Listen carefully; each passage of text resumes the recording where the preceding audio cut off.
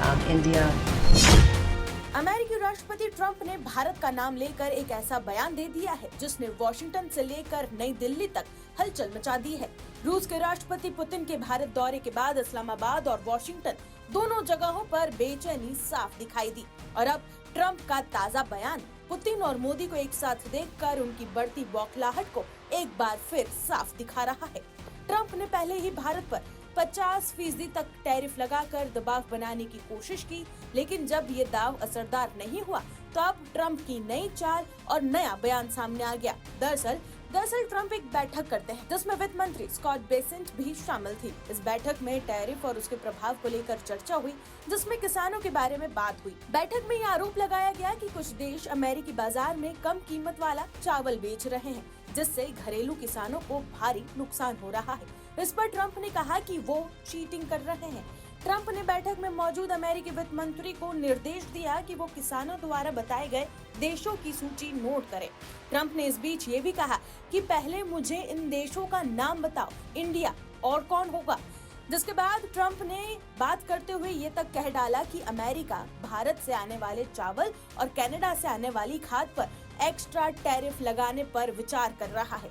Trump ने आगे ये भी कहा कि भारत, वियतनाम और थाईलैंड जैसे देश अमेरिका में बहुत ज्यादा सस्ता चावल बेच रहे हैं, जिससे यहाँ के किसानों की कमाई कम हो रही है। ट्रंप ने इसे डंपिंग बताया और कहा कि ऐसा नहीं होना चाहिए। ट्रंप ने अपने वित्त मंत्री से पूछा कि क्या भारत को चावल के मामले में किसी तरह की छूट मिली हुई है।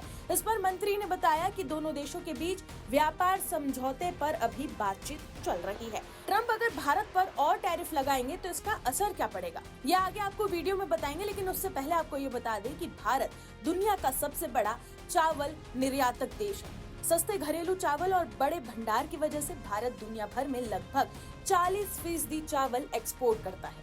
वित्त वर्ष साल 2022-23 में भारत का कुल चावल निर्यात लगभग 15 मिलियन टन तक पहुंच गया था। वर्ल्ड बैंक के मुताबिक 2023 में भारत ने अमेरिका को लगभग 2 लाख टन चावल एक्सपोर्ट किया था।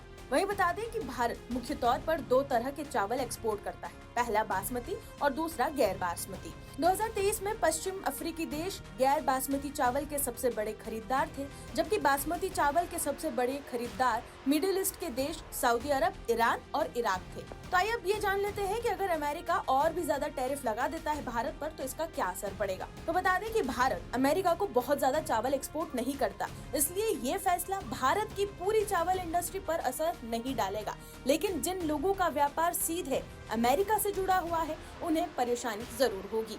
भारत को फिर नए देशों की तलाश करनी पड़ेगी जहां वो अपना चावल भेज सके।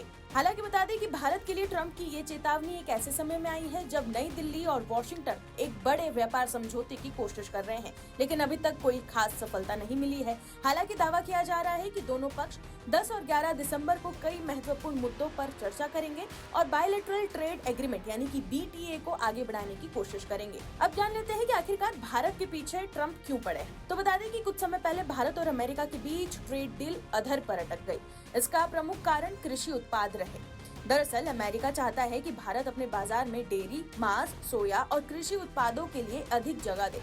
भारत ने ऐसा करने से मना कर दिया था। भारत ने कहा था कि इससे उसके छोटे किसानों पर गहरा असर पड़ेगा। ट्रंप इससे नाराज हो गए थे और डील नहीं हो पाई थी। इसके बाद उन्होंने भारत पर भारी भरकम टैरिफ लगा दिया था और भारत के साथ डील में ट्रंप कई चीजों पर अड़े थे। भारत का मक्का, सोयाबीन और गेहूं जैसी फसलों में जेनेटिकल मॉडिफाइड GMO तकनीक की अनुमति दे भारत ने अनुमति नहीं दी। अमेरिका भारतीय बाजार में अमेरिकी दूध, चीज, मक्खन और घी की एंट्री चाहता है। भारत ने ऐसा नहीं किया।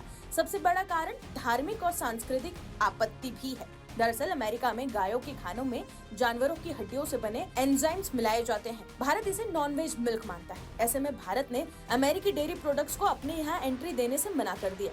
वहीं अमेरिका चाहता है कि भारत गेहूं, चावल, सोयाबीन, मक्का, सेब और अंगूर जैसे कृषि प्रोडक्ट्स पर टैक्स कम करे, लेकिन भारत ने ऐसा नहीं किया क्योंकि भारत ने अपने किसानों की सुरक्षा के लिए इन पर काफी ज्यादा टैरिफ लगा रखा है और वो इसलिए ताकि सस्ते आयात से भारतीय उत्पाद प्रभावित ना हो और किसानों की कमाई पर असर न पड़े। देखना अब ये होगा कि आगे आने वाले दिनों में दोनों देशों के बीच क्या फैसले होते हैं और ये ट्रेड डील किस दिशा में जाती है।